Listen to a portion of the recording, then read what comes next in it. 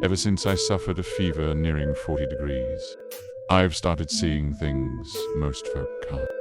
I can see a balloon hovering behind everyone. These balloons seem to represent the fortune of the person they're tied to. Golden ones stand for good luck, while black ones signify misfortune. The size of the balloon shows how strong that fortune is. Mind you, I can only see these balloons. I can't do a thing to burst them. The one thing that baffles me is that I've never glimpsed the balloon behind myself. I'm just a quiet onlooker. My daily joy comes from watching these unseen balloons of fate toy with people's lives. You might reckon I'm a bit heartless, but I've tried to shift their luck before.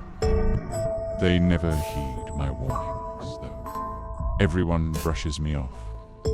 They likely think I'm off my rocker. So I've given up trying to help anyone. My life's been calm and distant, until I crossed paths with that lass. It was a cracking sunny day. She wore a white frock, stood by the florist's on the corner, like a blooming lily, a fresh and proper lovely. But it wasn't her looks that caught me. It was the massive, grim black balloon looming behind her. That balloon hung like a dreary storm cloud, weighing heavy at her back, giving off an eerie vibe. I'd never seen such an enormous cloud of bad luck. Bit near enough swallowed her slight frame. From that moment, I kept an eye on her. Sure enough, as she stepped out of the florist's, a wobbly billboard came crashing down, heading straight for her. I dashed over without thinking and yanked her clear.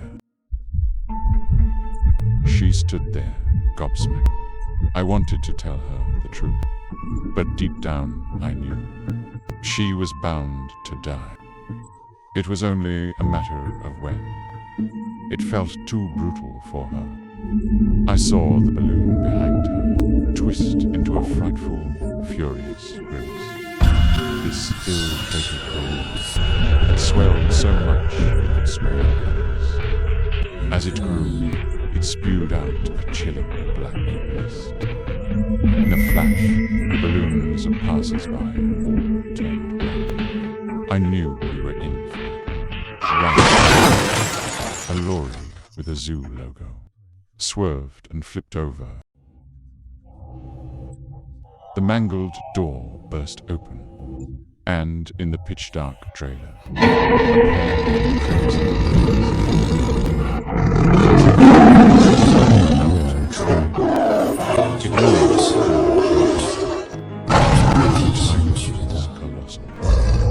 felling several bystanders with them. It seemed drawn by some force, fixing its stare on us. I knew we were proper done for. I grabbed her and leaped onto a nearby bus. The driver tried to get going, but the second the bus conked out. I clocked the balloon behind her then. It flashed a creepy smile. No time. The driver slammed the doors shut. Caving it in, it reared up.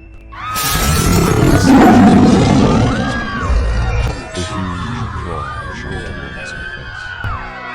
Passively swinging her heads up. I snatched the fire, hoping to slow it down. This time, absolutely relentless. Its paws swiping inside. A police car rammed the tiger. Turned out local coppers got a shout and came to help. The tiger was tough. but that full-on bash left it proper battered. It collapsed, thrashing back. I flicked my eyes to her balloon and saw it twist into an even grislier snarl. Smoke started curling up from where the tiger hit. Soon, flames flickered to life. The tiger had knackered Bus's battery. It caught fire. Acrid smoke. Everyone started to burn. They bashed the windows. Fire.